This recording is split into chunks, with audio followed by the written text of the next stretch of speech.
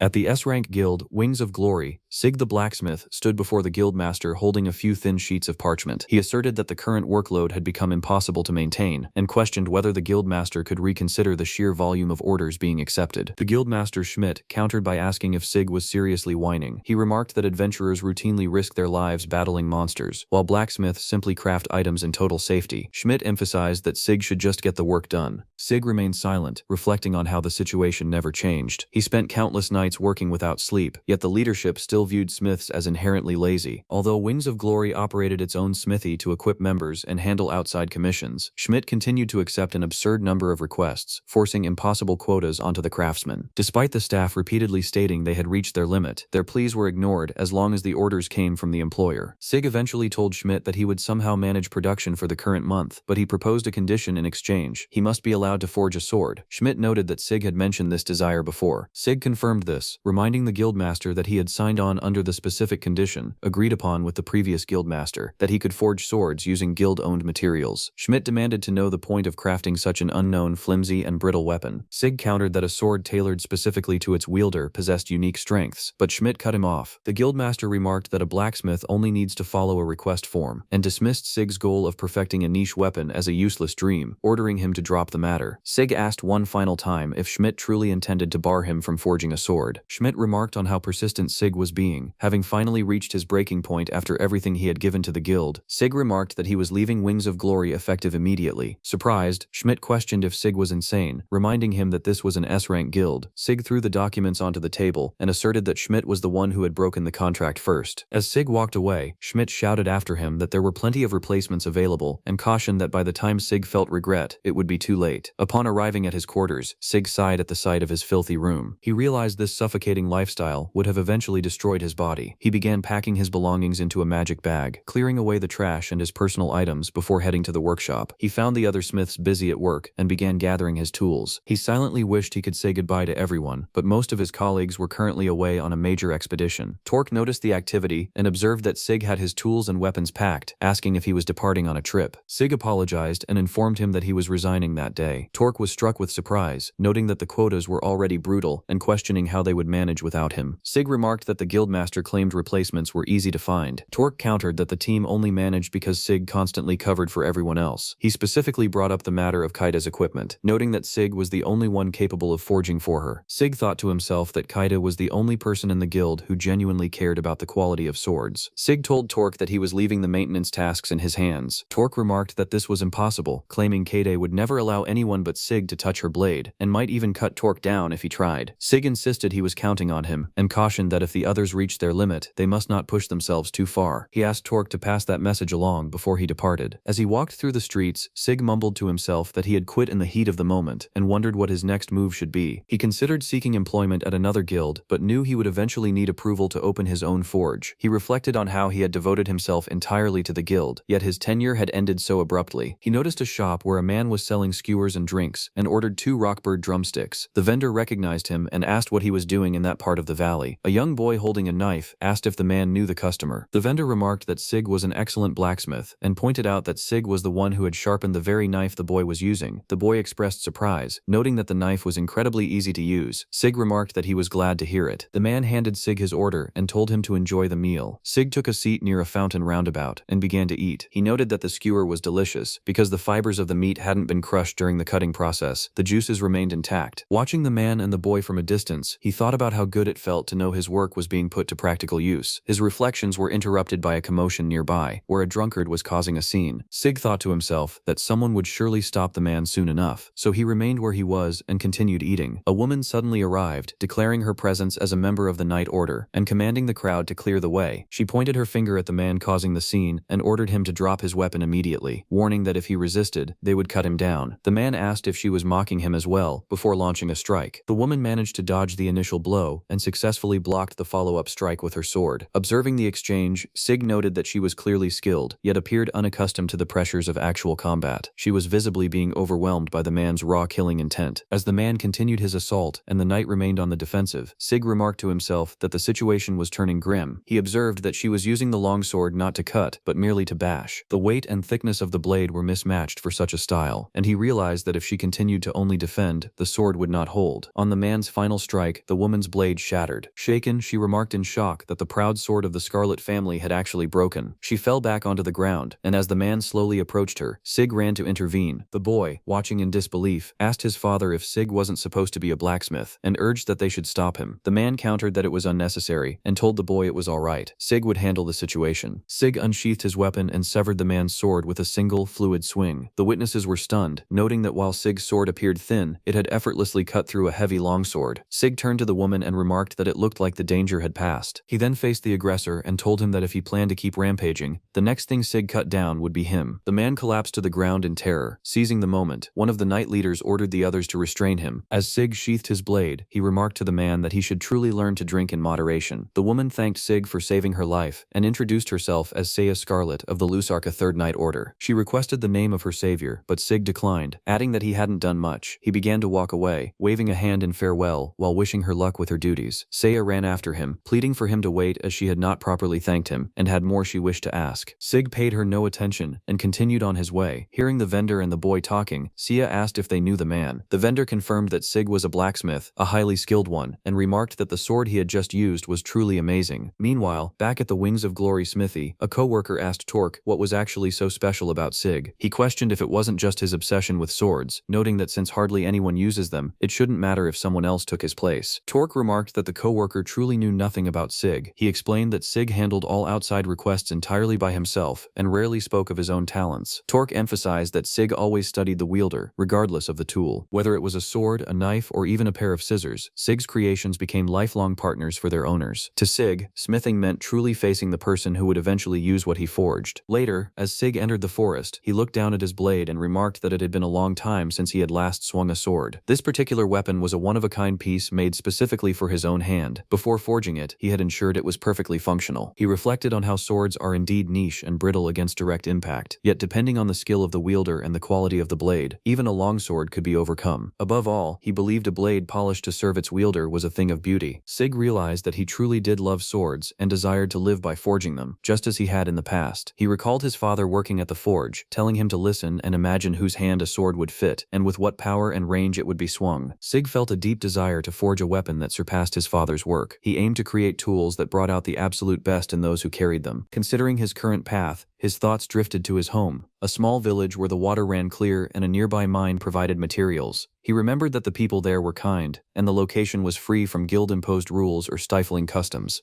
Confident that he could still keep going, he decided he would go home. Sig boarded a carriage and felt a wave of nostalgia wash over him as he approached the village. After departing from the city of Lusarka and transferring between carriages repeatedly for an entire month, he finally reached his birthplace, the village of Forca. Stretching his arms, he remarked that the air there was pleasant. He knocked on the door of a villager's house, and when an old man answered, the man inquired who was visiting. Sig identified himself, noting it had been a long time since they last met. The old man, village chief Barris, admitted he hadn't recognized him at first, remarking on how much Sig had grown before inviting him inside. Once indoors, Sig informed the chief that he had resigned from his position. He explained that the guild's policies were no longer a fit for him. No matter how much effort he exerted, they simply piled on more requests while refusing to let him forge blades. He emphasized his desire to create swords that surpassed his father's work, and noted that he believed this village was the best place to achieve that goal. Barris cautioned him that Forca was merely the countryside, and expressed doubt that anyone there would truly recognize the caliber of Sig's work. Sig noted that he understood. He simply wished to smith to his heart's content, asserting that as long as he could sustain a life that allowed for that, it would be enough. The chief remarked that Sig truly took after his father and informed him that the family home and workshop remained standing, asking if Sig would like to reside there. Sig answered that he would love to. Barris noted that the current blacksmith in Forca was aging and asked if Sig could handle the smithing needs for the other villagers as well. He remarked that having a blacksmith who had served in an S-rank guild would make everyone very happy. Sig told him to leave it to him, noting he could produce knives, sickles, blades, and various farming tools. Barris remarked on Sig's growth, recalling how he could only sharpen tools back then, though Sig urged the old man not to mention those early days. Upon entering his old home, Sig found the interior untouched, covered in dust and spiderwebs. He noted that his father's swords were gone, though he reflected that they would have been dangerous to leave behind. Despite the mess, he found the lingering scent of iron and coal nostalgic. He spread his arms and inhaled deeply, but the dust caused him to cough. He quickly opened a window, noting that he would definitely need better ventilation. He proceeded to check the living space, finding the furniture furniture exactly as it had been years ago. He realized he still liked the house despite the memories of being scolded there. Sig decided to get to work, employing magic to clean the house so the dirt would lift away easily. He gathered the trash into bags and was preparing to take them outside when he spotted two young girls who looked remarkably alike. He wondered if they were sisters. He introduced himself, noting he had returned after 15 years and had received permission from Chief Barris to stay. The girls took his hand, and the elder one explained that she had seen him at the chief's house earlier and wanted to say hello. She introduced herself as Liliana and her younger sister as Atora, adding that they farmed and hunted nearby. Sig remarked that their skills were amazing given their youth. Liliana countered that she mainly farmed with their mother and was still only learning the basics of hunting. Noticing the state of the house, Liliana remarked that the cleaning looked difficult and offered their assistance. Sig noted that their help would be great, but questioned if they had their own housework to attend to. The pair replied that it was fine, since they were off that day. Sig accepted their offer, and as they moved inside, Atora observed his techniques and asked if he was using magic. Sig confirmed it, explaining it was a spell designed to gather dust. Seeing him carrying a heavy load on his shoulder and arm, Liliana asked if it was too heavy and offered to help, though Sig insisted he was fine on his own. The two watched him, wondering if he was truly an amazing individual. After a short while, the house was clean. Sig thanked the sisters, noting that their help had been invaluable. As a gesture of gratitude, he offered to make them something, reminding them that he was a blacksmith. Liliana noted that the chief had praised Sig's skills. Atora, tugging on her sister's dress, asked what a blacksmith actually was. Sig handed her a sword and explained it was someone who crafted weapons like that one. He cautioned her to only draw the blade a little, as it was dangerous otherwise. Atora unsheathed the sword slightly and was amazed by the beauty of the blade. As she returned the weapon, Sig noted that he could also create various tools and asked if there was anything they wanted. Liliana asked if he could truly make a kitchen knife, and Sig affirmed he could. Atora added that she wanted a knife that matched her sister's so she could help her more. Sig remarked that her intention was admirable. Atora further noted that her sister always seemed to struggle with the kitchen knife at home. Liliana confirmed this, explaining that the one they owned was sized for adults, making it difficult to use. Sig remarked that a poor fit would make it hard for her to apply her strength properly. Liliana cautioned Atora that knives were dangerous, asking if she was really allowed to have one. Sig chuckled, noting how thoughtful Atora was, and assured them it was no problem. Liliana worried that 2 knives would be too much of a burden for him, but Sig insisted they think of it as a gift. He promised to forge them the following day, and asked if he could deliver them then. The two thanked him, and departed. Left alone, Sig sighed, remarking that between the long month of travel and the day of cleaning, he was thoroughly exhausted. Noting the darkness outside, he told himself he had better rest. However, his hands moved almost of their own accord toward his equipment. He soon realized he was unconsciously setting up his tools, and felt a sense of bewilderment at the habit. Grasping a hammer, he reflected on the fact that he hadn't had proper sleep for days, and that his body was completely worn out. Yet, since arriving back in Forca, he found himself constantly remembering how much fun smithing used to be. He sighed, noting that it seemed he simply could not fight his own nature. He rummaged through the magic bag at his waist, deciding he would use the materials he had brought with him. Sig understood that every blacksmith possessed their own particular style. He chose to incorporate magic to improve his efficiency, a technique some traditional craftsmen despised, but one that had become indispensable during his time in a guild, always pressed for time. He noted that thanks to those high-pressure years, his skills had surpassed his earlier days. After igniting the forge using magic, he remarked on the heat, estimating it to be around 800 degrees. He began the process of forge welding the base metal and steel together. He heated the base, applied a mixture of boric acid, borax, and iron oxide, then layered it with steel before heating the piece again and hammering them to fuse the materials together. Once the base and steel were fully bonded, he began shaping the metal into a kitchen knife before quenching it in water. He reflected that working on what he loved, entirely free from deadlines, was the true definition of freedom. As he polished the metal and returned it to the brick forge for further heating, he reflected that it was a sight he had witnessed countless times, yet it never grew boring. Rather, the longer he looked, the more the glow of the metal drew him in. Recognizing the precise moment the blade was ready, he withdrew it and plunged it back into the water, later inspecting the finished edge with a smile. To test the sharpness, he attempted to slice a piece of fruit. However, at a simple touch, the blade sliced through both the fruit and the table beneath it, splitting the wood in half. Sig was visibly shocked and asserted that he had messed up. He realized he had become completely absorbed in the craft, noting how dangerous the result had become. He reflected that the combination of fatigue and excitement had caused him to lose focus, making the tool far too lethal to hand over as a simple gift. He told himself he would need to remake the items with greater care. He noted that Atora's hand seemed stronger than that of other children her age, and deciding that safety must come first, he resolved to add a sheath to the final products. Meanwhile, 3 adventurers were engaged in a heated discussion elsewhere. One asked the others if they had heard the news, noting that the guild's pay for cheap weapons and lodging had dropped significantly. Another adventurer agreed, emphasizing that it was a serious problem. The third adventurer remarked that they were the ones risking their lives, asserting that the guild had better get its act together. At the same time, while Sig continued to work with a smile on his face, the guildmaster Schmidt stood in his office, clenching documents in his hand before stressfully pressing his palm to his forehead. The following day, Sig visited the sister's home and knocked on the door. A woman opened it, and upon seeing the sword strapped to his waist, she inquired if he was perhaps Sig, the blacksmith. Sig affirmed this and introduced himself. The woman, Cynthia, introduced herself as the mother of Liliana and Atora, noting that both of her daughters had been incredibly excited ever since he offered to make them kitchen knives. Sig remarked that he had actually already finished the work. Cynthia was struck with surprise, questioning how they could already be done when only a single night had passed. They entered the house, where Sig informed the girls that since the tools were complete, he had brought them over for a trial. The two excitedly agreed, expressing how much they would love to test them. He handed over the knives, and Liliana was immediately amazed by the craftsmanship of the sheath. When they unsheathed the blades, Sig noticed they were momentarily speechless. He anxiously asked if they disliked the work. Liliana quickly countered that she simply couldn't look away because the blades were so beautiful. Sig heaved a sigh of relief, noting his gladness. Cynthia remarked that she had never seen such exquisite knives in her life. Eager to begin, Atora told her mother she wanted to try cutting something, and Cynthia suggested slicing a radish. As Atora placed the knife against the vegetable, Sig cautioned her to wait, noting she was applying far too much force. However, his warning came too late. Atora had already pressed down, and the blade sliced effortlessly through both the radish and the cutting board beneath it. Sig immediately asked if she was hurt before guiding her from behind, demonstrating the proper technique. He instructed her to simply use the weight of her own hand next time. When she followed his guidance, she was in awe of the results. Liliana picked up a slice, remarking on how remarkably clean the cut was. Sig noted that he had dulled the sharpness as much as possible for safety, then inquired how the knives felt in their hands. Atora replied that it was wonderful and fit her perfectly, while Liliana noted that her own knife felt equally tailored to her, despite Sig never having taken measurements. Sig explained that he had indeed measured them. When they first greeted one another, they had shaken hands. Liliana expressed surprise that he could learn so much from a simple gesture. Sig remarked that, as a blacksmith by trade, touching a person's hand allowed him to read more than just their dominant hand or its size. He could discern their bone structure and muscle build. He used that information to create a tool perfectly suited for the client. The two sisters thanked him profusely, with Atora vowing to treasure the gift. Sig thought silently to himself that a single moment like this, hearing someone say, "It's good," right before his eyes, was enough to sustain a craftsman's heart. He reflected on his time at the guild, where requests were filtered through other departments before reaching the workshop. He realized that seeing a user's face allowed him to truly understand their needs. He felt that his soul and feelings were embedded in these knives, which was why he enjoyed the process so much. In the past, such a connection was possible even at Wings of Glory, but as his fame grew, his time with clients decreased until eventually, even forging blades was forbidden. He had been reduced to mass-producing for faceless customers, living only to meet quotas until his heart had begun to dry up. Noticing his distant expression, Liliana asked if something was wrong. Sig replied that he was simply happy, remarking that a craftsman's true reward is the happiness of those who use his tools. He thought silently that he wanted to remain close to the people he worked for. With sparkling eyes, Atora remarked on how cool he was. Liliana then asked if she might request another item, arrowheads. Sig understands, noting that she said she was a hunter. Liliana explained that her father had been highly skilled and had taught her the trade before passing away from illness. While she had been striving to emulate him, she admitted things hadn't gone well. Sig asked to see the bow and arrows she currently used, noting that a sample would help him. After observing the equipment, he requested that she shoot once outside so he could watch her form. They went outdoors, where she successfully hit a tree. Sig remarked that she was quite skilled, but as Liliana approached the tree to retrieve the arrow, she countered that while she could hit a target, her strength was insufficient to finish off her prey. She wondered if Sig could make arrowheads that were lighter without losing their penetration power. Sig told her he understood and promised to get started immediately, telling her to return around noon. Back at his workshop, Sig began the task, thinking about the challenge of increasing penetration while maintaining durability. He noted that this was the perfect opportunity to showcase his true skill. After a period of hard work, he successfully crafted the arrowheads and remarked on how well made they were. He stepped outside, noting that stepping away from the blazing forge into a cool breeze was a true luxury. He suddenly sneezed, cautioning himself to be careful not to cool off too much. When Liliana arrived and saw the arrowheads, she was struck with awe, remarking on how beautiful they were. Sig noted that he had also made them slightly lighter, to which she agreed, observing that they were noticeably less heavy than her previous equipment. Sig told her that the next step was to ensure they hadn't lost any penetration power. He explained that he had already attached one to an arrow as a test, and suggested she try shooting at a tree in the backyard. Once outside, Liliana aimed and pulled the string taut. When she released the arrow, it pierced straight through the first tree and embedded itself into the second one behind it. She was amazed, asserting that the weapon was incredibly strong for having pierced through both targets. Sig inquired how the equipment felt, and she replied that it was an incredible piece of work. Sig demurred, noting it was nothing special, and asserting that his colleagues should all be capable of crafting items at that level. Liliana asked in surprise if there were truly many people with his talent, remarking that everyone in the village would be astonished by his skill. At the village square, Sig reflected that even though they hadn't yet established a formal blacksmithing area, a crowd was already beginning to gather. He noted that while the plan was to create a spacious area to draw people in, the current turnout seemed a bit excessive. He recalled an earlier conversation with Beres, who had suggested returning to the old ways by bringing the smithing tools to the central square. Beres had asked if Sig would dislike being disturbed while he worked, but Sig had replied that the arrangement would be much appreciated. Beres then promised to spread the word that a highly skilled blacksmith would be appearing at the square, though Sig urged him not to put too much pressure on him. Now, as Sig sat at his stall, a young boy approached and asked if he was the skilled blacksmith the village chief had mentioned. He addressed Sig as old man and asked for confirmation. Sig replied that while he didn't know about being skilled, he was indeed the one who had been asked to help. He announced that he would handle the repairing and sharpening of all tools and farming implements. The boy removed the cover of his woodcutter and remarked that since Sig had such a spaced-out look, he wasn't entirely sure it was safe to trust him with the tool. As the boy handed over the axe, Sig correctly guessed that it belonged to the boy's father, noting he could tell just by observing the boy's physical build. The boy remarked that Sig seemed to have a good eye and agreed to leave the sharpening to him. Sig thanked him and asked if a price of 30 silver coins would be acceptable. The boy countered that if he wasn't satisfied with the result, he would haggle the price down, which Sig accepted. Sig retrieved his sharpening equipment from his magic bag, noting that the tools would be quite loud. He used magic to power the device and began the work. The boy covered his ears and asked if it was truly safe to grind the metal so aggressively. The noise quickly drew the attention of the surrounding villagers. Sig affirmed the technique, noting that with the thickness of that specific blade, shaving off a small amount wouldn't be an issue. As the crowd watched, Sig thought silently to himself that they were testing whether a blacksmith who had fled to the countryside was the real deal. He remained focused on the task at hand. When he finished, he handed the axe back and asked for the boy's opinion. The boy stared at the tool in amazement before jumping up, shouting that his axe looked perfectly polished. He tested it on some wood and was astonished by how easily it cut. Sig asked if that meant the boy now acknowledged his skill. Waving his hand, the boy replied that with results like those, no one in the village could possibly doubt him. The spectators excitedly began clamoring for him to sharpen their own tools. Sig told them he understood and requested that they line up in an orderly fashion. As he looked over the various tools being handed to him, he thought silently that all of them had been well used and cared for, noting that this was truly rewarding work. Meanwhile, at the Wings of Glory headquarters, Schmidt was seated on a couch across from Seiya. He thanked her for coming and introduced himself as the guildmaster. Addressing her as Lady Seiya of the Lusarka Third Knights, he inquired what had brought her to the guild that day. Seiya replied that she had heard it was a wonderful organization and stated that there was someone she wished to meet. Schmidt proudly remarked that his S-rank guild was indeed full of excellent adventurers and asked who she was looking for. She replied that she was seeking the blacksmith capable of forging blades, a man named Sig. Since that day, every time she swung a blade, her craving grew stronger. The image of the man who had shattered her weapon, cutting it down in a single, fluid strike, haunted her. She wanted that sword. Since the age of 6, she had held a blade, drilling the kingdom's swordsmanship into her very soul through tireless effort. She understood that she should not desire any weapon other than a standard-issue sword, yet she could not suppress the urge to wield a masterpiece like the one she had seen. This obsession had driven her to the guild. Schmidt expressed his regret, informing her that Sig had retired from the guild approximately 2 weeks prior. He asserted that even for something as niche as a sword, his remaining staff could craft items that would exceed her expectations. Sia countered that such an offer would not be necessary. Schmidt remarked that even he had to admit there were few smiths with skill equal to Sig's, noting that one could feel the man's extraordinary love for the craft in every piece. Sia inquired if there truly existed any smith who could forge a blade more splendid than Sig's. Schmidt remained speechless, unable to offer a rebuttal. Once she departed, the guildmaster slammed his weight onto the couch and cursed. He grumbled that weapons were supposed to be about the wielder, yet everyone seemed hopelessly obsessed with swords. At his home in the village, Sig focused on cooling a newly forged blade. He reflected on how the cooling speed differed depending on the soil used, creating a distinct shrinking sound as the metal reacted. Swordsmiths referred to this sound as the sword's first cry, a refined expression that Sig deeply appreciated. He lifted the blade, inspecting his work, and released a tired sigh. He remarked to himself that with a little more time, the result would come out even better. He progressed through the stages of polishing, moving from rough whetstone to medium and finally to the finishing stone. As he worked, beautiful Hammon, the intricate patterns of the blade, began to appear. It had been 2 years since he had been permitted to forge a sword with such meticulous care. While his days in the guild had certainly increased his technical level, he felt he was still nowhere near the skill of his father. He recalled being a child and staring in amazement at a display sword his father had made. He wondered how his father had ever reached such a height, concluding that this mystery was precisely why he could never quit the craft. After finishing his work, Sig sank his body into a bathtub, noting how wonderful it felt. Unbelt. The dirt and fatigue of the forge seemed to melt into the water. This house was a rarity in the village for possessing a bath. At the guild, he had been forced to settle for a quick rinse. Chased by constant quotas, neither his body nor his soul had ever been allowed to truly relax. 1 hour earlier, Liliana and Atora had visited him. Liliana had remarked that he was covered in pitch-black soot. Sig apologized, explaining that he had been holed up in the workshop for 5 days. Liliana handed him a portion of rock boar meat wrapped in cloth, noting it was something to share. She emphasized that thanks to his custom arrowheads, they had finally been able to bring the beast down. Sig expressed his gratitude, noting his gladness that the tools had proven useful. Now standing in his kitchen before the meat, Sig remarked that once the heart is satisfied, food must follow. However, he noted that this quality of meat was too good to waste. He decided on a specific preparation, poking holes in the flesh and rubbing in salt and pepper. He reflected that 3 days of patience would lead to a supreme flavor. The next morning, Liliana greeted him outside. Sig inquired if she was heading out to hunt, and she confirmed it, noting it was her first time wearing her full hunting gear. Sig remarked that it suited her well, a compliment that made her blush. She quickly changed the topic, asking about the meat from the previous day. Sig informed her that he hadn't eaten it yet because he was currently smoking it. Liliana asked if he was making preserved food, but Sig clarified that the meat was salted. When she questioned if that wasn't the same thing, Sig gripped her shoulder and asserted that smoked meat was a different matter entirely. He explained that with different wood chips and temperatures, the flavor profile shifted, making it a deep and complex cuisine. He crouched before a large box and invited her to watch as he began the process. He explained that the container was a homemade large smoker. He ignited the hickory chips and hung the meat, which had already had its moisture removed, inside. Liliana remarked that it smelled delicious already. Sig noted that hickory provided a good color without any odd odors. He then told her to return in 5 hours. When she arrived later that afternoon, she admitted she was tired of waiting. Crouching before the box, Sig announced he was opening it. Liliana was amazed to see the meat had turned a beautiful, shiny brown. Sig noted that it now needed to hang and dry for 2 more days before it was ready. Liliana expressed her surprise, having assumed it was ready to be eaten immediately. 2 days later, Sig arrived at Liliana's home. Seeing the 2 sisters busy outside, he held up the meat wrapped in cloth and informed Liliana that it was finally finished. Liliana exclaimed that they could finally eat. Sig agreed, remarking that he would like to share the meal with everyone, though he inquired about Cynthia's whereabouts. Atora explained that their mother was currently assisting at another farm. She suggested that the 3 of them eat now and save a portion to bring to her mother as a souvenir. Liliana confessed she could no longer wait, and Sig consented to starting the meal together. As he set the table outside, Liliana remarked on the refined, smoky aroma wafting from the meat, which appeared brown and firm. Sig asked if it didn't look delicious, noting that because the seasoning was already worked in, there was no need to add anything extra. He explained that they would cook it simply. He then sliced the meat, completing the preparation of the smoked rock boar belly steaks. The scent was intoxicating, and the sisters thought it was wonderful. They sat at the table, and before taking his first bite, Sig silently reflected that the smokiness of the hickory blended perfectly with the meat's natural aroma, calling it pure bliss. Upon tasting it, he remarked on its excellence. He thought to himself how the fragrance passed through the nose while the mouth was filled with a rich umami and depth. The sweet fat of the rock boar and the deep flavor of the lean meat melted together on his tongue, and with each bite, wild juices gushed forth. Across the table, the sisters took their first bites and exclaimed how good and delicious it was. Liliana thought to herself that the meat was crispy on the outside, yet juicy and tender within, noting the doneness was perfect. She remarked to Sig that even though it was the same meat they usually ate, smoking it made it far more delicious. Sig asked if she saw his point now, noting it was more than just preserved food. Liliana reached for another slice, asserting that she couldn't stop eating. As they continued their meal, Sig silently recalled how, in the past, when he was exhausted from working day and night, pairing smoked meat with alcohol had felt heavenly. He noted that even without the drink, this experience was irresistible. When Atora asked for seconds, he promised to cook more. As he prepared the next batch, Liliana observed that since he had arrived in the village, he had been forging non-stop. She inquired what he planned to do with everything he had created. Scratching the back of his head, Sig admitted he hadn't truly thought that far ahead. He remarked that he had assumed he would be satisfied simply by being allowed to forge swords again, but now that he had left the guild, he wondered how his work would be evaluated. He noted, however, that there was no one in the village who even used swords. Liliana suggested that he accompany them to Unbelt, explaining that they regularly sold their crops at the market there. Atora added her belief that even his smoked meat would sell well. Sig inquired if Unbelt was still just a small town. Liliana countered that it had changed significantly, noting it was now the most bustling town in the region. She mentioned they were planning to leave the village in 2 days and invited him to join. Sig agreed, stating he was counting on her. Liliana cautioned him that there were monsters monsters along the route and asked if he would be alright. Sig assured her it was no problem. Atora questioned if they could really rely on him, and Sig remarked that while he could handle himself, they shouldn't rely on him too heavily, as he was a swordsmith first and foremost. Liliana bowed her head in gratitude, explaining that having to turn back because of monsters was a major problem that often left their vegetables unsellable. She noted that having him with them was incredibly reassuring. Atora added that she would inform her mother of the plan. 2 days later, the group met outside Cynthia's house and exchanged morning greetings. Liliana asked where his luggage was, and Sig pointed to the small pouch at his waist. Liliana expressed surprise that he possessed a magic bag. Sig then pointed toward the cart and remarked that he could even carry that. He opened the magic bag and placed the cart inside. After securing the pouch, he announced they should depart, noting it had been a very long time since he last visited Unbelt. Liliana remarked in disbelief that without the burden of pulling a cart, the journey felt more like a picnic. After waving goodbye to the remaining villagers, Liliana advised that they should proceed with caution from that point forward. Sig agreed, privately noting that the forest held a significant chance of monster encounters. He reflected that, unlike the road they had traveled thus far, they would need to remain exceptionally sharp. As they walked, Atora hummed a tune while holding her mother's hand. Cynthia remarked that, thanks to Sig's assistance, even traveling through the forest felt effortless. Atora concurred, noting that they would normally be straining to push a wagon. She added that it was wonderful to travel without such worries. Hearing this, Sig silently cautioned himself not to lower his guard. He realized they were placing a great deal of trust in him and Liliana, and he resolved not to betray that confidence. Suddenly, he sensed a presence, prompting Atora to ask what was wrong. He informed her that a monster lay ahead and stated he would scout the area, instructing Liliana to watch over the others. He ran toward the source and discovered a pack of green wolves. Crouching behind a tree, he observed that while the pack had not yet noticed them, they were positioned directly in their path. He considered returning to the group to coordinate a plan. Upon his return, Liliana suggested they slay the creatures. She argued that defeating a green wolf pack so close to their route would benefit the entire village, especially since they had Sig to assist them. Sig asserted that he would do his best to live up to their expectations. Liliana instructed Atora and her mother to remain hidden while Cynthia urged the pair to be careful. When they reached the wolves' location, they observed that the pack remained unaware of their presence. Liliana drew an arrow, announcing her intent to launch a preemptive strike. The moment she released the shaft, Sig sprinted toward the wolves. By the time her arrow found its mark, Sig had already reached another wolf and severed its head with a single fluid strike. Liliana marveled at the incredible sharpness of his blade. Another wolf lunged at him from behind, but he pivoted and effortlessly decapitated it as well. Liliana spotted one more target and successfully struck it in the head. Sig praised her performance, remarking that he had already suspected it, but she possessed genuine talent. He noted that she could easily succeed as an adventurer. Liliana countered that the credit belonged to Sig's arrowheads. Before using them, her arrows never flew so true, and even when she landed a hit, she often failed to finish the kill. As she watched him wiping his blade, Liliana noted how carefully he maintained his equipment. Sig explained that he did so to prevent rust, asserting that if a blade corrodes, both its durability and sharpness decline. He emphasized that maintenance after a battle was essential. Liliana began retrieving her arrows from the fallen wolves, prompting Sig to ask if she intended to reuse them. She explained that if she discarded an arrow after every shot, she would be broke in no time. Furthermore, she expressed her desire to treasure the items, since Sig had made them specifically for her. Sig silently reflected on his time as an exclusive smith for S-rank adventurers, recalling how many archers would simply discard their arrows after one use. He remembered Smith's cold logic that if tools broke, the blacksmith should simply forge more. Looking at Liliana holding her arrow, he realized he far preferred creating for people whose faces he knew. He told her that if the shafts ever bent, he would fix them immediately. He crouched down, reminding her that she was, after all, the very first customer of his new workshop. Liliana expressed her gratitude and promised to count on him. Sig thought to himself that out here on the frontier, he might have truly found the free smithing he had been searching for. When they regrouped, Atora's stomach began to growl, signaling her hunger. They decided to rest and sat on a log to share a meal. Cynthia handed her daughters sandwiches filled with delicious spring vegetables. Realizing he had forgotten to prepare a lunch for himself, Sig considered cooking something on the spot. Cynthia approached him, however, and invited him to have some of their food. Sig expressed surprise that she had prepared a portion for him, and when she confirmed it, he accepted the offer. To show his gratitude, he retrieved a pot from his bag. He silently planned a quick preparation involving a clay pot, hickory chips, a net, a slime sheet, and layers of cheese. When Liliana approached, he informed her he was going to smoke the food. She questioned the timing, noting their goal was to reach Unbelt that day. Sig assured her it wouldn't take hours, but merely a quick smoke. A dozen minutes later, he removed the cover to find the cheese had attained a perfect color. He finished the preparation, and the smoked sandwiches were complete. He distributed them to the group, urging everyone to eat. Sig tried the sandwich Cynthia had given him first, noting the thick, buttery bread, fresh spring vegetables, boiled egg, and perfectly seasoned mashed potatoes. Having eaten a great deal of meat lately, he reflected that the vegetables were a blessing. He muttered that both the presentation and the taste were of exceptionally high quality. Cynthia remarked that the smoked versions were truly delicious, while Atora noted the wonderful smoky aroma. Liliana added that the flavor of the cheese had become remarkably rich, and after taking a bite of the smoked sandwich he had prepared, Sig silently reflected on how excellent it tasted. He noted that the smoky sweetness allowed the saltiness of the cheese to become pleasantly mellow. Following their meal, the group engaged in light conversation before resuming their journey. Eventually, the outer walls of Unbelt became visible in the distance. Staring at the massive fortifications, Sig remarked that the city had developed significantly since he last remembered it. Liliana countered that the interior would surprise him even more. As they approached the gates, Sig noticed the guards and, recognizing the checkpoint, advised Liliana that it would be best to retrieve the packages they were transporting from his magic bag. Once the goods were out, Liliana expressed her gratitude for the transport. As they drew near, a bald guard noted that he had seen Sig using a magic bag and inquired about his name and purpose for visiting. Sig honestly identified himself and stated his profession as a blacksmith, explaining that he had come to sell blades and kitchen knives he had forged. The guard asked to inspect the sword at Sig's hip. Sig unsheathed the weapon, and the guard was immediately amazed, commenting on the beauty of the blade and identifying it as a katana. He jokingly asserted that he would take it for himself, though Sig quickly apologized and remarked that such a request was asking a bit much. The guard laughed, clarifying he was only jesting, and inquired if Sig was trading in the free market that day. Sig confirmed his plans. The guard mentioned that if his schedule allowed, he would stop by to see Sig's other work. Sig remarked that he would be waiting. Once inside the gate, Sig waved to the others who had already entered and began walking through the streets, noting that the bustle was incredible and entirely different from the old days. Upon arriving at the free market, Sig observed several other smiths in the area. He located an empty space and decided to set up his stall there, noting the wooden tag indicating a fee of 1 silver coin. He organized his wares until everything was ready for business. However, as evening approached, he muttered to himself that things were not going well. He had seen hardly any customers and wondered if attempting to sell as an unknown smith without guild backing had been reckless. He noted it was nearly time to meet Liliana and the others when the bald guard from earlier approached his stall. Garland inquired how business was going and asked if Sig still had stock left. Sig confirmed that he still had plenty available. Garland expressed disbelief that Sig hadn't sold his wares despite his obvious skill. Scratching the back of his head, Sig demurred, remarking that he wasn't that great. Garland told him not to play coy, asserting that his eyes could not be fooled. He noted that the blade at Sig's waist possessed the refined beauty of something meant solely for battle, and even the daggers on display were beautiful enough to make one imagine combat. Garland remarked that he had never seen the like and assumed Sig must be either a renowned smith, an elite apprentice, or an exclusive craftsman for a major organization. Sig remarked that hearing such praise from a warrior made him happy. Garland extended his hand, telling Sig to skip the formalities and simply call him Garland. Sig shook his hand and asked if anything on the table caught his eye. Garland explained that while he liked the swords, he unfortunately could not wield one, asking instead to check the daggers. Garland picked up a dagger and unsheathed it, remarking that it was excellent and that he would take one. Sig quoted a price of 40 silver coins. Garland questioned if that wasn't a bit cheap, but Sig countered that it was merely a starter price. Garland handed over the payment, remarking that he had better buy now before the price rose, and decided to add a second dagger to his purchase. He then noticed the baskets of food and asked if Sig was selling smoked goods alongside weapons. Sig remarked that it was just a hobby. Garland laughed at the answer, calling Sig a strange fellow, but decided he would take some smoked goods as well. As Garland departed, a passerby noticed the smoked items, and Sig asked if he would like a taste. The man took a bite and was astonished by the flavor, demanding to know what it was. He immediately told Sig he would buy everything, and requested that Sig supply his shop with the goods. He introduced himself as the owner of the most popular food store in town, asserting that he trusted his palate and that the items would sell significantly well. Sig thought silently to himself that his smoked goods were selling faster than his blades. He simply hoped that the right people who truly needed swords would eventually find him. Meanwhile, on the 27th floor of a dungeon, Kayad defeated a monster with a single strike. Her comrades remarked on her incredible skill, noting how she could finish a foe in one blow with such a thin blade. To their surprise, Kade suddenly screamed upon noticing her sword was chipped. She urgently informed her comrades that she must go to Sig immediately. Meanwhile, Sig sat at his stall, silently reflecting on how the shopkeeper had purchased nearly all of his smoked goods. He released a sigh, thinking that he had likely finished for the day. A young man named Thor noticed the weapons at the stall and urged his companion Sora to check them out. Sora countered, asking why they couldn't simply look at weapons in a standard shop. Observing the pair, Sig privately noted that, judging by their gear and physical builds, they appeared to be rookie adventurers, perhaps slightly younger than Liliana. Thor remarked that Sora didn't understand. Places like the free market were exactly where one discovered hidden gems. Sora noted that Thor's bad habit was resurfacing once again. Thor approached the stall and addressed Sig as Old Man, inquiring if the long object was a sword. Sig picked it up and explained that it was a katana, asking if the boy wanted to try drawing it. Thor eagerly grasped the weapon and, upon unsheathing a small portion of the blade, was immediately struck with awe. Sig inquired if the weapon was not particularly interesting to look at, but Thor countered that the opposite was true. He remarked that it was as if he could see sparkling stars within the metal, a asserting that this katana thing was incredibly amazing and unlike anything he had ever seen. Looking at the boy, Sig thought silently that he couldn't believe his luck. He had never expected to receive such a reaction that day. Sora admitted the sword was indeed pretty, but she questioned if Thor could even tell if it was functional. She reminded him that he had purchased a fake once before. Thor urged her to be quiet, asserting that this time, the weapon was a genuine high-quality piece. He turned to Sig and stated his desire to buy the katana. Sig quoted a price of 200 gold coins. Thor was taken aback by the expense, and Sora questioned if such a thin sword could truly cost that much. Sig explained that a katana was not made of ordinary iron, but a special material called tamahagane, and that crafting one required decades of training and experience. Thor remarked that he had heard tamahagane was a costly material, and conceded that the price made sense given the quality. He and Sora exchanged a knowing look before bowing their heads to apologize for their inability to pay. Sig told them not to worry, noting it was important to be able to judge the quality of an item properly. Thor disappointedly scratched his head, remarking that even if he used all his savings, he wouldn't have nearly enough for 200 gold coins. Sora reminded him that an E-rank adventurer like him couldn't earn that amount in 10 years. Thor told her not to get cocky just because she was one rank higher than him. Sig silently reflected that the exchange reminded him of his time at the guild. Seeing young, earnest adventurers always made him want to cheer them on. He picked up a Tonto dagger and noted that Thor might be able to afford that instead. Thor asked to see it, and Sig handed it over with a warning to be careful. Thor unsheathed the dagger and was once again amazed, asserting that this piece was great as well. Sig invited Thor to try a test cut. He retrieved a small log from his pocket and placed it on the ground, cautioning Thor not to cut it on the table, lest he slice the entire stall in two. Thor expressed disbelief, but as he crouched down and simply placed the blade against the wood, the log was instantly split in half. In awe, Sora asked when Thor had become so skilled, but Thor countered that it wasn't his own ability. The dagger was simply amazing. Sora agreed. Sig informed them that the dagger cost 30 silver coins. Thor remarked that he barely had enough, but he produced the payment. Holding the coins, Sig thought silently that he had ended up giving the boy a substantial discount. He decided it was fine, when no one else would give his work a second look. Thor alone had recognized the quality of his blades and wanted one desperately. Thor stared at his new weapon in amazement until Sora reminded him they needed to head to the South Gate Plaza. Thor waved goodbye, thanking Sig and vowing to grow stronger with the new blade. Watching the two depart, Sig muttered that youth was a wonderful thing. When Liliana arrived, she offered her greetings, noting that Sig had worked hard that day, and inquiring how things had gone. Sig mentioned that besides Garland, the gatekeeper they had met earlier, only one adventurer had purchased a tanto. He noted that he had actually sold more smoked goods than weapons. Liliana remarked that it was a strange combination of wares. Atora interjected that because Sig's smoked food was so delicious, selling it was a good idea, while Cynthia suggested he might gain more fans like them. Sig inquired how their own business had fared. Liliana reported that they had sold everything, and at a higher price than usual. She credited him for this success, explaining that because he had preserved the crops in his magic bag, they had barely lost any of their freshness. Sig noted that it was great to hear. Liliana turned to her mother and suggested they walk around Unbelt for a while. Cynthia agreed, observing that they had finished their work early. Atora jumped with joy at the suggestion, insisting they find something to eat. Cynthia proposed they all do some shopping before heading back. Liliana asked Sig if he would like to join them so they could show him around town. Sig remarked that he would love to. As they walked, Liliana asked if there was anything in particular he wished to purchase. Sig noted that he was running low on seasonings and wanted to restock. Liliana inquired if he needed materials for forging as well. Sig explained that he still possessed plenty of materials in his magic bag and was currently fine. Liliana acknowledged this and promised to introduce him to a shop where he could buy supplies cheaply. They continued their walk until they stopped before an old merchant. The old man, who was sitting on a carpet on the ground, asked if the three women had finished their work for the day. Liliana confirmed they had and explained they were there to shop. The merchant inquired what they were looking for, and Liliana introduced Sig, noting he wished to look at some seasonings. Sig offered a greeting and asked if the merchant could show him his salt. The old man opened a sack to display the contents, asserting that if it was salt Sig wanted, this was the best available. Sig stated he would take 5 kilos each of salt and pepper. Surprised by the volume, Liliana questioned if he truly needed that much. Sig explained that it was rare to find quality that good, and noted he required a large amount for his smoking process. The merchant asked if Sig enjoyed smoking meat, and offered to sell him wood chips as well, listing oak, apple, walnut, and grapevine. Sig declared he would buy them all, and inquired about the qualities of the grapevine. The old man lit a sample, and as Sig smelled the smoke, he remarked that because they were soft vines, they would likely burn quickly. He noted they seemed well suited for adding flavor in a short time, or for cold smoking. The merchant remarked that Sig certainly knew a great deal about the craft. Liliana asserted that the smoked food Sig made was truly delicious. Sig retrieved some leftovers from his magic bag, and asked if the old man would like a taste. The merchant took a bite and was stunned, demanding to know what it was. He exclaimed that it was delicious, noting that the smoky aroma had soaked in perfectly, and the umami of the rock boar meat was remarkably concentrated. He urged Sig to give him more. Sig agreed, stating he would provide 20 more pieces, and suggested the merchant simply deduct the cost from his total. The old man remarked that Sig was a lifesaver. Afterward, Sig thanked Liliana for introducing him to such an excellent merchant. Liliana noted he was welcome. Sig thought silently to himself that he never would have found such a place on his own, and realized it was all thanks to Liliana and the others. Meanwhile, Atora's stomach growled, and she admitted she was hungry. Sig apologized for taking them on a detour. He spotted a stall selling food, and felt a wave of nostalgia, noting it was the same food he used to eat when his father brought him to Unbelt for business. He suggested they try some skewered croquettes. Liliana remarked that it sounded like a great idea. Cynthia, already nearing the stall, ordered 4 skewers and told Sig he didn't have to pay, asserting it was their way of thanking him for keeping their crops fresh. Sig remarked that if she insisted, he would gratefully accept. Cynthia handed him the food, and the group sat at a table to eat. Atora noted that the potatoes were incredibly fluffy and delicious. After taking a bite, Sig silently agreed, reflecting on the simplicity of the stall food that cost less than a copper coin per skewer. He remembered how his father had always bought him one at the end of the day back then. Looking at the 3 of them, he thought silently that the warmth of their company added color to the memories of his father. He felt his happiness growing richer and deeper. After finishing the meal, Sig announced that since their bellies were full, they should head back to the village. They began their walk home, and after a short while, Sig was carrying a sleeping Atora on his back. Meanwhile, at the Wings of Glory workshop, Kade entered while silently reflecting on her journey. She had crossed the sea from the Far East on a warrior's pilgrimage, and possessed no interest in the weak. Her only focus was excellence. She shouted a challenge to the room, but her call was met with silence from the local blacksmiths. Noticing that Sig was absent, she approached Torque and requested a moment of his time. She apologized for the interruption and stated her need for a katana repair, inquiring where she might find Master Sig. Torque informed her that Sig was no longer there, having resigned from Wings of Glory approximately 2 weeks prior. The news struck her with surprise, and she reflexively gripped Torque's collar, demanding to know why Master Sig would ever quit. Torque remarked that it was a long story, prompting Kade to apologize before declaring her intent to see the guildmaster. In the guildmaster's office, Schmidt offered a greeting, acknowledging her recent successful work before asking if something was wrong. Kade stated that she wished to hear the detailed reason behind Master Sig's departure from the guild. Schmidt released a sigh, asserting that Sig was a selfish blacksmith. He claimed that Sig had insisted on being allowed to craft minor items like katanas, and that when Schmidt told him to stop acting spoiled and focus on the work at hand, Sig had simply grown angry and quit of his own accord. Kade thought silently that the diligent Master Sig would never complain without a valid reason. She suspected Schmidt had likely burdened him with an unreasonable workload. She pointedly remarked to Schmidt that for a blacksmith of such skill, it was surely the guildmaster's duty to ensure he remained. She silently noted that, on top of everything else, Schmidt had insulted katanas directly in front of a katana wielder. She demanded to know who was supposed to maintain her weapon now. Schmidt questioned if the situation was truly such a significant issue, reminding her that this was an S-rank guild. He suggested she simply ask one of the many other skilled blacksmiths on staff. Kaida countered that the construction of a katana was entirely different from that of a kingdom sword, asserting that a common blacksmith was incapable of performing the necessary maintenance. She thought silently that this man understood nothing about the importance of tools, weapons, or the realities of the field. She turned to leave, announcing her intention to find Master Sig. Clutching a document, Schmidt insisted she could not leave, noting she had received a nomination request from the feudal lord. Kade acknowledged the order, stating she would complete the request immediately. However, she thought silently that once the nomination was finished, she would rush to Master Sig's side as quickly as possible. At home, Sig surveyed the various farming tools scattered across his desk, and decided it was time for a post-mortem of his recent trip. He noted that while he had sold 3 daggers, he hadn't moved a single piece of agricultural equipment. He reflected that over the last 15 years, the frontier had developed significantly, suggesting that demand might have shifted from farming implements to weapons. He acknowledged that people from other villages traveled to Unbelt, so he doubted that demand had vanished entirely. He concluded it was too soon to judge based on a single outing. Furthermore, he realized that word of his specific skills had not yet spread. Slapping his cheeks to focus, he resolved to prepare for the next sale. He planned to craft more daggers and arrowheads, which had been a success with Liliana, and then create weapons familiar to the townsfolk to demonstrate his capabilities. He hoped this would eventually draw interest toward his katanas. Day after day, Sig did nothing but forge weapons. He noted with relief that there were no deadlines or troublesome interpersonal relationships, and he felt his mind becoming clear. However, after a solid week of constant labor, he began to feel the physical toll. 1 week later, Sig stepped outside his house, deciding to take a short break. He remarked that it had grown quite warm recently, and realized that moving only between his home and the workshop had caused him to lose track of the seasons. Stretching his body, he told himself that he should probably go for a walk once in a while. After some walking, he encountered the 2 siblings and offered a greeting. Liliana inquired if he was out for a walk, and noted she hadn't seen him lately. She asked if he had been cooped up in his workshop again. Sig explained that he had been busy making items for the next open-air market. Liliana remarked that while his dedication was admirable, he needed to visit them occasionally, admitting she had started to worry he might have collapsed collapsed in his workshop. Sig chuckled and conceded she had a point. He then asked if the two were busy with farm work. Liliana explained they were pulling weeds, noting it was a massive task for a field of that size. Sig asked if they truly managed such a huge area alone. Atora tugged on his clothes and asked for his help, and while Liliana tried to dissuade her, Sig insisted it was fine. He remarked that pulling weeds would be a nice change of pace. As he worked, Sig noted that the task brought back memories, and Liliana asked how many years it had been since he last did farm work. He explained he had done a little as a child, but stopped after his mother passed away. Liliana offered an apology, but Sig told her it was unnecessary, noting he was old enough now that it no longer bothered him. He expressed a desire to get back into farming, but admitted he lacked the time to manage it solo. Cynthia proposed that he partner with them. They would manage the fields for the most part, and he would only need to assist when he had free time. Sig asked in surprise if such an arrangement was possible. Cynthia explained it was a common practice among farmers. When Sig inquired what the benefit was for her, Cynthia clarified that they needed extra hands during the harvest, and that having a man to help clear land was a significant help. Furthermore, she emphasized that having him escort them to Unbelt again would be a huge relief. Sig stated he would love to join them. Liliana expressed her happiness, and Atora shared her excitement about working together. Sig remarked that while he could only help occasionally, he looked forward to the partnership. 3 days later, Liliana visited his house and asked if he had any days coming up where he was free to farm from early morning. Sig noted that the day after tomorrow was open and asked what they were planning. Liliana explained that they needed him for the harvest, specifically for the spring cabbage. Sig remarked that it was something to look forward to. On the day of the harvest, Sig greeted the siblings, noting they were full of energy. Atora mentioned she was used to early mornings, and Liliana led them to the harvesting field. Sig stared at the vast expanse and asked if all of it was spring cabbage. When Liliana confirmed it and pointed out that the neighboring field was also theirs, Sig thought silently that he might have made a significant mistake in partnering with them for the farming. He observed the morning dew, which looked like jewels, and noted how magnificent and crisp the crop appeared. Looking at the outer leaves and the tender centers, he reflected that he had never seen anything like it. As they began the harvest, Cynthia provided instruction, explaining how to determine if the cabbage was ready for collection. She touched the produce and noted that ideally, it should be firm but possess a slight give. Sig thought silently that the balance between too hard and too soft was much like working with iron. Cynthia demonstrated the technique, instructing him to tilt the head, push the outer leaves apart, and sever the base with a knife. Following the demonstration, Sig asserted he would give it a try. He positioned his knife beneath the cabbage and inquired if he had found the core. Cynthia guided him to cut a little lower to remove the bottom properly. Sig executed the task successfully, prompting Liliana to remark that he was a natural. Atora added that his performance was not bad for a first attempt. As they continued their labor, Sig observed the sisters and remarked that they were as amazing as he had expected. By noon, Sig sat near a wooden crate and noted a pleasant sense of accomplishment. Liliana approached and inquired if he could store the harvested cabbage in his magic bag. Sig agreed, noting that the method was easier and would preserve the freshness of the crop. He opened the bag, and Atora began tossing the cabbage toward it, remarking that the process was almost too convenient and quite fun. Sig chuckled and concurred, noting how handy it was to store the produce while it remained fresh and delicious looking. Later, as he surveyed a crate full of cabbage, he asked if they were certain he should receive so much, admitting he felt a bit guilty. Liliana countered that it was his rightful payment for his labor. Sig expressed his gratitude and vowed to assist more actively moving forward. From behind him, Cynthia invited him to stay for a lunch featuring a feast of freshly picked spring cabbage. Upon seeing the spread on the table, Sig remarked on the impressive variety and noted how delicious everything looked. They sat down to eat, and Sig silently reflected that he could never have prepared such a menu on his own. He tasted a grilled portion and noted its sweetness, remarking on how crisp and sweet the dish was. He asserted that the salad was on an entirely different level. Liliana explained that spring cabbage was known for its tender leaves and potent sweetness. Sig thought silently that he could feel his body rejoicing at the fresh ingredients. He then sampled a simmered dish, privately noting that because it had been cooked so thoroughly, the sweetness was incredible, allowing him to taste the nuances of the other vegetables as well. As he ate, the three women watched him. Liliana inquired if he had plans to return to Unbelt soon. Sig mentioned he was considering heading there in about 2 days. Liliana invited him to travel with them, and Sig accepted. He thought silently that if he waited too long, Thor and Garland might eventually forget him. 2 days later, they set out for Unbelt. As they walked, Sig calculated that a round trip took at least 6 hours, and noted that he needed to find a way to travel faster. Upon arrival at the city gates, he inquired if Garland was present. One of the guards informed him that Garland was currently out on patrol, and told him he could proceed. Sig thanked the guard, silently wishing he could have offered a greeting, but acknowledging the guard's duty. He waved goodbye to his companions, and located a spot for his stall. He thought that if he kept changing his location, it would only serve to confuse potential customers. However,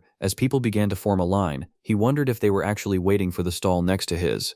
He approached the person at the front and inquired if they were all in line for his shop. The man confirmed that they had been waiting for him to open. Looking back at the queue, Sig was shocked to see how long it had become, and wondered why there were so many people. Sig privately concluded that the individuals before him were indeed customers for his stall, wondering if Thor or Garland had been the ones to spread the word. He urged the crowd to wait a moment, asserting that he would have the shop open shortly. Once prepared, he invited them to take a look, noting that in addition to daggers, he now offered short swords and long swords. The man at the front of the line requested rock boar jerky, an order that shocked Sig. He clarified that the smoky jerky was priced at 8 silver coins per jar. After fulfilling the request, Sig received the man's thanks, but silently questioned the status of his primary craft. While he had sold smoked goods, his actual work remained secondary for the moment. The next customer ordered 2 packs of smoked jerky and inquired about smoked powder as well. After providing the items, Sig countered by asking if the man would be interested in a katana or a dagger. The man declined, noting he already possessed a spear and had no need for them. Another individual ordered smoked bacon and, upon receiving it, remarked that he could not wait to try the legendary smoked meat. After tasting it, the man noted that the deep savory flavor spread the more he chewed. Sig inquired about the nature of these legendary goods, and the man explained he had heard rumors of incredibly delicious smoked items being sold at the free market. Sig realized with a start that the entire line consisted of the gourmets of Unbelt. The man identified himself as a traveling merchant dealing only in the finest foods. As more people arrived asking for the legendary smoked shop, Sig politely corrected them, emphasizing that his establishment was a blacksmith shop and not a smokehouse. He instructed the newcomers to get in line, but a short while later, he was forced to display a sign indicating that the smoked goods were sold out. As he sat, he reflected that not a single sword had been sold. While the sales were financially successful due to the food, he noted he could not truly bring himself to be happy about it. When a new customer approached, Sig offered a welcome but cautioned that if the man sought smoked goods, they were gone. The man stated that was not why he had come. Hearing this, Sig quickly grasped the man's hand and welcomed him again with such enthusiasm that the stranger was taken aback, calling the sudden gesture creepy. The man inquired if he was the first customer Sig had ever had, to which Sig explained he was the first customer that day not seeking smoked goods. The man noted that Sig was in quite a predicament and asked to inspect a sword. Sig inquired if the man knew of katanas, and the man remarked that he was from the Far East. As Sig handed over the weapon, the man closed his eyes before observing the blade with a focus that caused Sig to straighten his back. He felt as though he were being tested by someone from the homeland. Upon unsheathing the sword, the man shivered, feeling as if the blade could cut through trees in a single strike. He remarked that he had heard a smith here crafted katanas, and noted that sticking around to find the shop had been the right call. Sig asked if he was satisfied with the result. Wiping the blade, the man confessed he initially thought a katana made in the kingdom could never rival one from the Far East, but asserted that Sig had completely blown him away. Sig observed that the man's hands were remarkably careful despite his casual speech. The traveler added that the sword was a top-tier piece rarely seen even in the Far East. When Sig offered a humble response, the man questioned if Sig even realized how incredible his work was. Sig admitted he was unsure, as he had hardly seen a katana from the Far East. The man expressed shock, asking if Sig had not done his training there. Sig explained that he had been taught only by his father, Ardlug, and was forging with the goal of reaching his father's level. Upon hearing the name Ardlug, the man noted that if they were discussing someone even more skilled than Sig, only one person came to mind. Sig pressed for more information, but the man remarked it was mere speculation, and he should not say anything careless. Sig insisted that even speculation was fine, as he wanted to know everything about his father. The man stated that even with Sig's urgency, he could not provide any solid information yet. He handed the sword back and suggested they return to business. Sig agreed, introducing himself as Sig the swordsmith, while the man identified himself as Ibuki Murasame, a traveling merchant from the Far East. Ibuki then inquired if Sig would be willing to sell his swords to him. Sig noted that he didn't mind, but asked if Ibuki intended to use them himself. Ibuki clarified that he planned to sell the blades to the people of the kingdom, asserting that because there was no competition for such items in the region, he could monopolize the market and secure a high profit. Sig questioned why Ibuki would source them from him when he could presumably obtain them directly from the Far East. Ibuki explained that for a powerless traveling merchant, it was difficult to source swords of this caliber over there, as most truly skilled swordsmiths were under the patronage of the shogunate or a daimyo. He noted that while he had been earning a steady income with Far Eastern goods, he had finally found a skilled smith right here, and once more pressed Sig to sell to him. Sig thought silently that Ibuki was a merchant through and through, possessing an almost abnormal love for Far Eastern culture. He doubted that Ibuki would ever treat his swords poorly, and consented to the deal. Ibuki expressed his delight and gratitude, inquiring about the price. When Sig quoted 200 gold coins, Ibuki accepted without hesitation, and requested 2 katanas. Sig thought silently that because these blades didn't usually sell well in the kingdom, they often became bargaining chips, and he had expected a skilled merchant to haggle. He muttered that Ibuki wasn't bargaining at all. Ibuki countered that if he lowered the price, he would be lowering Sig's value. Sig thought silently that the man truly knew how to win people over. Sig inquired if Ibuki actually possessed the funds, and Ibuki tossed over a bag of coins, noting he had earned a fair amount from his trade. He asserted that Sig was remarkably skilled and remarked that it was a mystery why he wasn't famous in the city. Sig explained that he had only recently returned after 15 years. When Ibuki asked what he had been doing during that time, Sig mentioned his tenure as an exclusive blacksmith for a guild in Lusarka. Ibuki remarked that it was no wonder Sig was so talented and expressed a playful jealousy toward the adventurers of that guild. He then requested to purchase 3 sets each of daggers, kitchen knives, and scissors, and placed a future order for 1 katana and 10 daggers to be completed in 2 weeks. Sig affirmed the timeline was possible, but questioned if Ibuki could truly sell them all that quickly. Ibuki remarked that making such sales happen was where his skill resided before waving goodbye. Sig returned the gesture, thinking silently that worrying about a professional businessman was likely unnecessary. A short while later, Garland approached the stall and inquired how business was faring and if the swords had sold. Sig mentioned he had experienced a good encounter and sold his blades. Garland asked if the buyer was a traveling merchant named Ibuki, and Sig confirmed it. Garland explained that Ibuki had caught sight of his own dagger and had persistently asked who the maker was until Garland eventually relented. Garland inquired if the referral had been a bother, but Sig remarked that he was grateful Garland had helped him establish such a good connection. Garland glanced at an empty basket and asked if any smoked goods remained. Sig apologized, noting they were sold out, but handed Garland some smoked cheese as a token of thanks for the introduction. Garland accepted the gift with thanks and departed. The old spice merchant then approached, addressing Sig as the master of the legendary smokehouse. Sig recognized him and asked if he was aware of the rumors. The old man proudly claimed responsibility for spreading them, noting that business had clearly been booming. Upon learning the stock was gone, the merchant requested that next time Sig visit Unbelt, he set aside a wholesale batch specifically for him. Sig agreed. Later, he met up with the 3 women near the fountain in the central circle. Back at his workshop, Sig reflected while he worked that his swords had finally sold, and that he had found a merchant who specialized in katanas. He noted that Ibuki trusted his skill, and that he felt motivated to craft blades for him, sensing the beginning of a long partnership. Meanwhile, as Ibuki walked, he recalled the moment he had unsheathed Sig's sword and felt a wave of surprise. He remembered observing the line of the blade, thinking of the Far Eastern legend that a perfected blade reveals the future. He found it difficult to believe such a weapon was made by a smith from the kingdom. He reflected on how the blade possessed a charm that elevated it to the status of a national treasure, even without a long history. He felt the sword was close to that legendary status, and wondered if he were merely imagining it. He concluded that Sig possessed a terrifying talent, having created a masterpiece that made him tremble. Meanwhile, after filing, Sig uses a chisel to engrave a Far Eastern inscription. With that, it was a good stopping point. He sat on the floor and took a drink from his water bottle, noting that the water tasted so good it made him realize how excellent his current environment truly was. Suddenly, he sensed a presence outside and wondered if a beast had approached. Realizing his usual gear was in the back room, he gripped the handleless katana blade in his hand, asserting that it was better than nothing, and stepped outside. Liliana emerged from the bushes and offered a greeting. Sig heaved a sigh of relief, admitting he had feared a beast might have appeared. Liliana apologized for startling him and noticed the weapon he was holding, inquiring if it was a new sword he had crafted.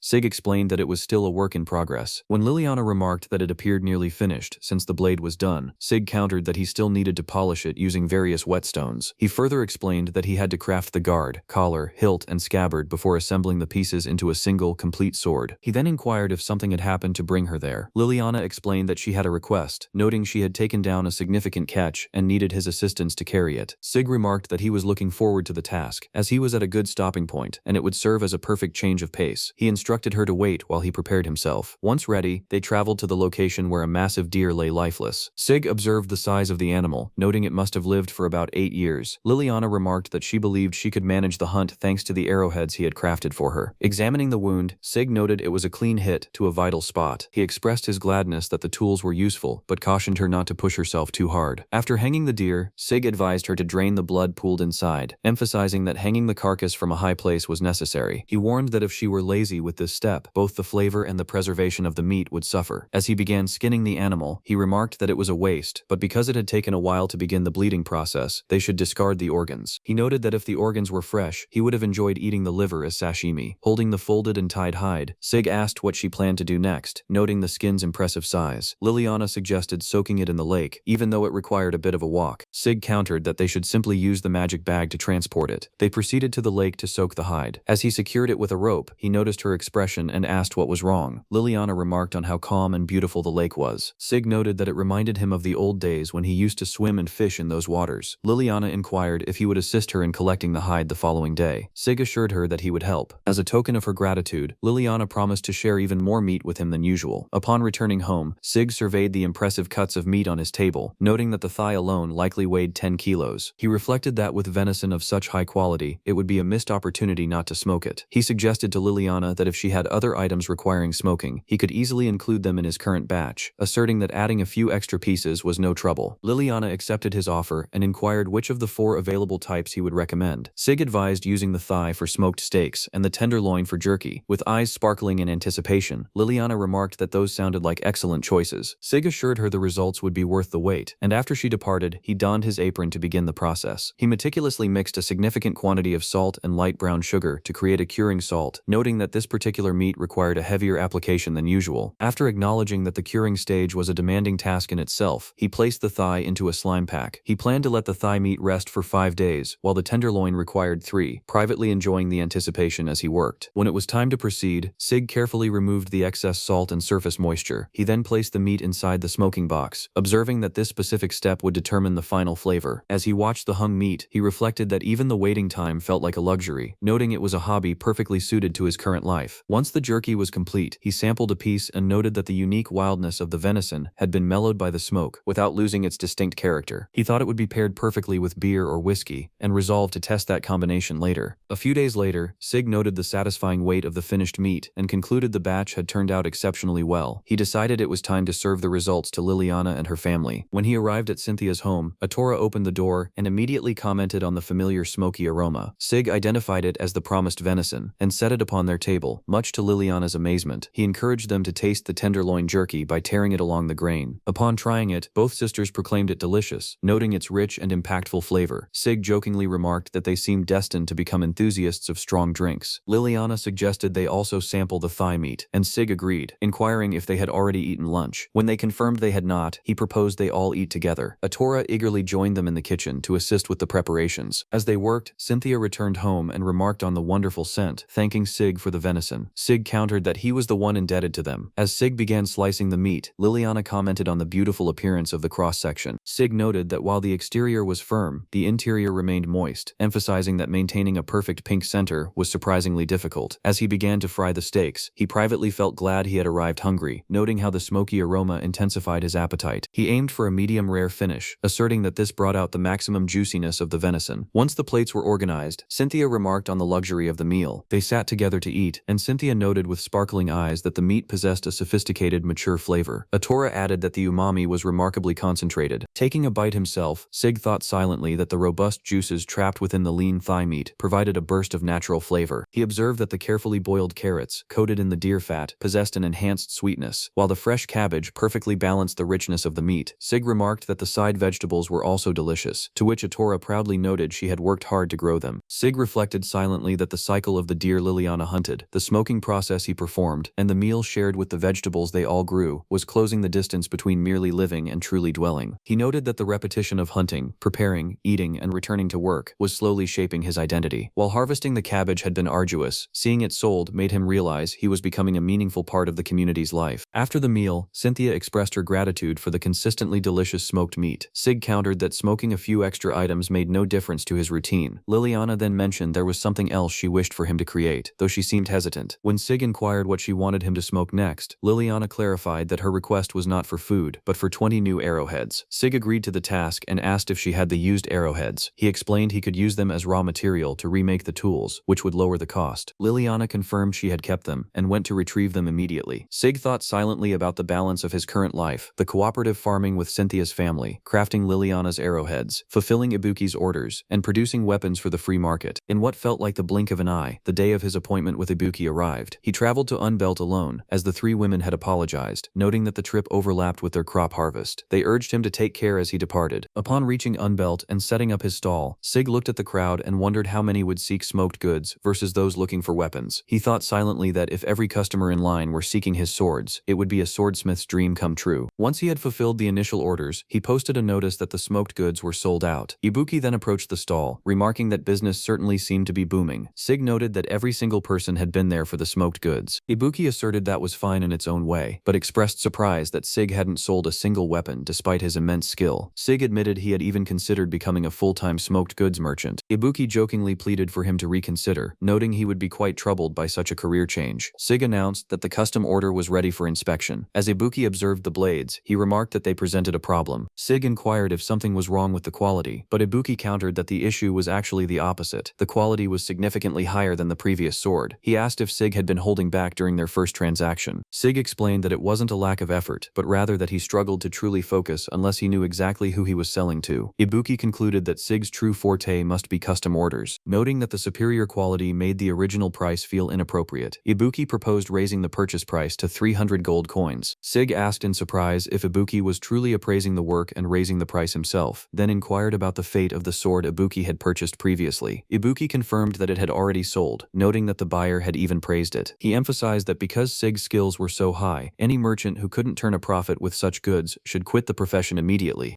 Chapters end at 9. Thank you for watching, guys. I hope you loved this manga. Have a good day.